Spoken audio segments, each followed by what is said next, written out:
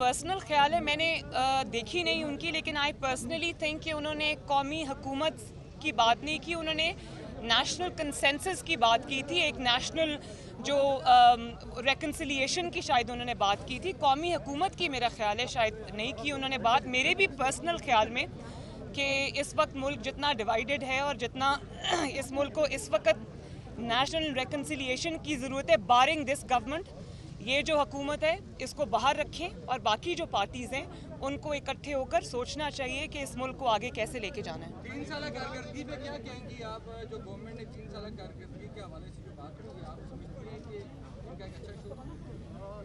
बड़ी मुज़िका खेज़ बात है। मेरे ख्याल है कारकर्दगी का मतलब ये होता है कि कुछ अच्छा, कुछ बुरा या कुछ अच्छा, इसको तो कारकर्दगी कहना ही नहीं चाहिए, इसको तो तबाही और बर्बादी कहना चाहिए। पाकिस्तान की 73 साल की तारीख़ में ना कभी इतनी नाअहल गवर्नमेंट आई है, ना कभी इतनी नालायक गवर्नमेंट आई है और ना कभी इतनी बेहिस गवर्नमेंट आई है कि मुझे बताएं 3.5 साल में कभी किसी ने एक दफ़ा भी ये ख़बर सुनी कि आटा सस्ता हो गया है, चीनी सस्ती हो गई है, पेट्रोल सस्ता हो गया है, या डीज़ल सस्ता हो गया है, या बिजली के बिल जो है वो कम हो गए हैं, या कोई बेहतरी आई है? लाकानूनियत का आप हाल देखें कि जगह जगह जिस तरह आजकल ज़्यादती के वाक़यात हो रहे हैं और वो जिस तरह से उनको डील किया जा रहा है, मैंने पाकिस्तान की तारीख़ में कभी ये नहीं देखा।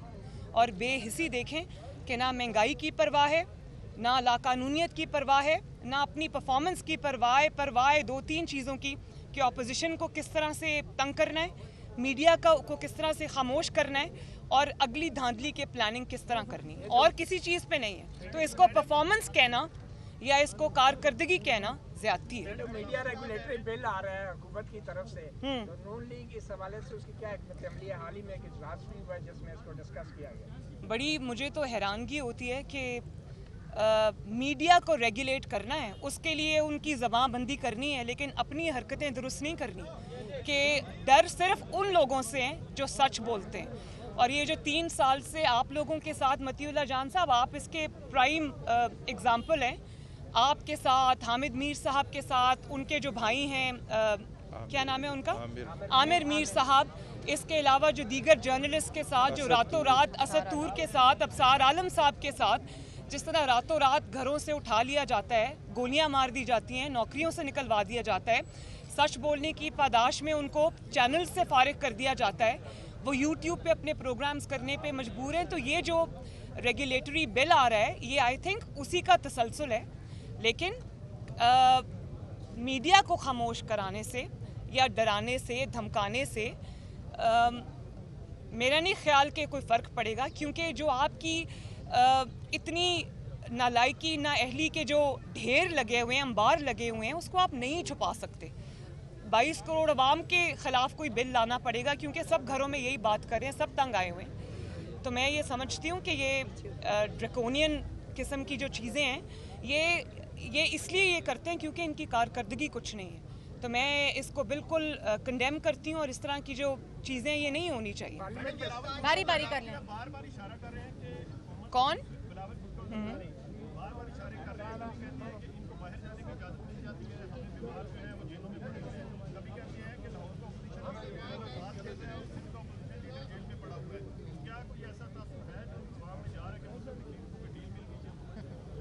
मेरे अभी रीसेंट एग्जाम्पल ये है कि मेरा एक ही बेटा है और उसका निकाह था, मैं नहीं जा सकी, और उसकी इजाज़त ना मैंने मांगी है, ना मैं इनसे मांगना चाहती थी। तो अगर इजाज़त आराम से मिलती होती, जा सकती होती, और अगर इनसे मैं रिक्वेस्ट करती, मुझे पता है ना कि ये सब ये बहाने हैं, और जो मुस्लिम लीग नून ने बर्दाश्त किया है उसकी मिसाल नहीं कभी मिलती। तो ये बात करना जो है, ये मेरा नहीं ख्याल ये मुनासिब बात है। तो अभी आपके सामने एक एग्जाम्पल है जी।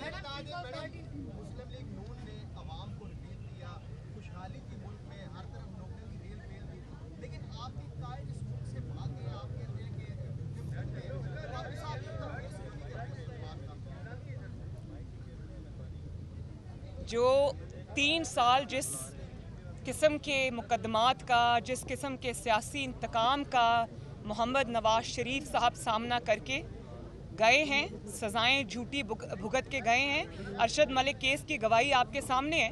और अरशद मलिक ने बताया कि उनको दबाव में ला के नवाज शरीफ के ख़िलाफ़ झूठा फ़ैसला देने पर मजबूर किया गया, उसके बावजूद वो सज़ाएं भुगत के गए हैं, तो वो अपने हिस्से का पूरा कर्ज़, बल्कि अपने हिस्से से ज़्यादा जो कर्ज़ उन पर वाजिब था उससे कहीं ज़्यादा अदा करके गए हैं।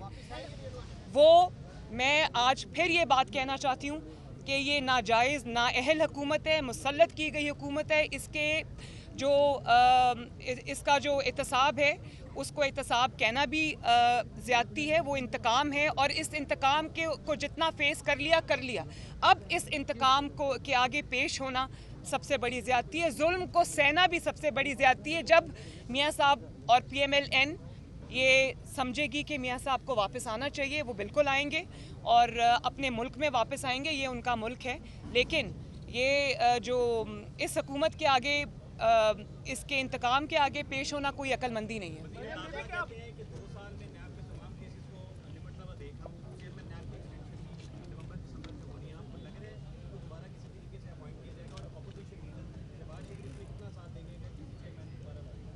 मैं सिर्फ ये समझती हूँ कि बजाय इसके कि उन्होंने कोई 3 साल में काम किया होता इस हुकूमत ने, या कोई ऐसा कारकर्दगी दिखाई होती जिसके बेस पे वो अगले इलेक्शन में जाने का सोचते, तो उनको आज ये बात ना करनी पड़ती।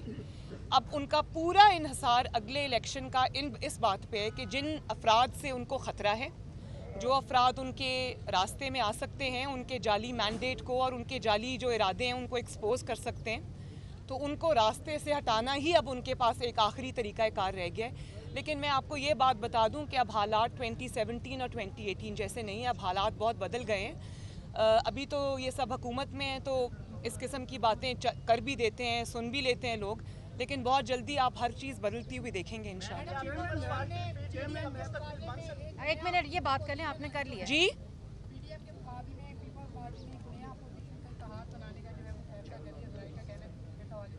I wish them the very best of luck. जी, आप बात कर लें। मैडम, चेयरमैन नैब के हवाले से शहबाज शरीफ साहब क्या इनकी हिमायत करेंगे अगर दोबारा से इनको नॉमिनेट किया जाता है? शहबाज शरीफ साहब से पूछ के बताऊंगी आपको।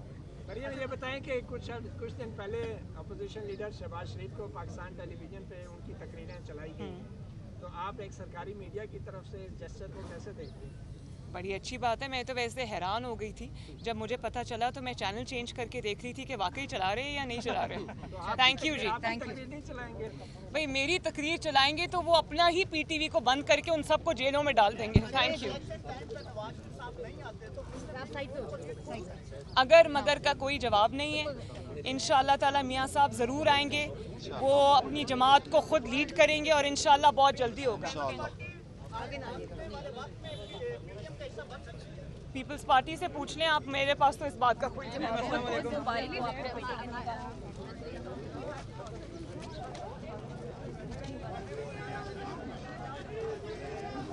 कार्ड भी दिया है। अच्छा हो गया और बंदे हो सकते हो तो मामले